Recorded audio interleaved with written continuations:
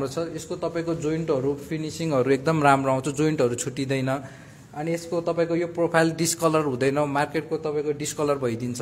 हामीले यसमा तपाईको टच लकहरु दिन्छौं, भित्र चारैतिर रेन्फोर्समेन्ट हाल्छौं।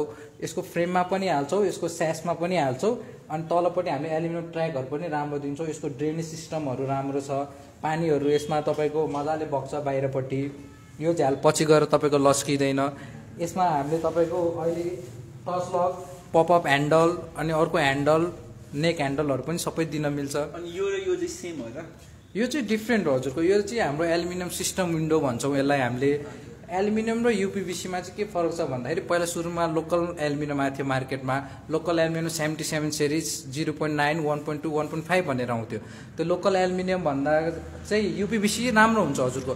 तर यूपीवीसी चाइनिज चाहिँ राम्रो हुँदैन, चाइनिज भन्दा जर्मन क्वालिटी चाहिँ राम्रो हुन्छ हजुरको। चाइनिजमा चाहिँ उनीहरूले क्वालिटी कम्प्रोमाइज गरेर सस्तोमा बेच्ने गर्छन्। हाम्रो चाहिँ जर्मन टेक्नोलोजी हो हजुर, यो चाहिँ जर्मन टेक्नोलोजीको ब्रान्ड भयो। अनि यो यूपीवीसी चाहिँ ट्र्याक बेसिसमा आउँछ अहिले। अनि एल्युमिनियम चाहिँ अर्को सिस्टम विन्डो भनेको चाहिँ अपग्रेडेड भर्जन, यो पनि तपाईको ट्र्याक बेसिस सिस्टममा आउँछ। लोकल एल्युमिनियम साउन्ड प्रुफ पाउँदैन भने तपाईको सिस्टम विन्डोमा चाहिँ हाई इन्सुलेसन हुन्छ, यसको हाई साउन्ड इन्सुलेसन हुन्छ अनि हिट इन्सुलेसन पनि हुन्छ। यसको मेन्टेनेन्स एकदमै लो हुन्छ। यसमा इन्टरलकिङ सिस्टमहरु आउँछ। यसमा तपाईको अलिकति पनि एयर लिकेजहरु हुँदैन।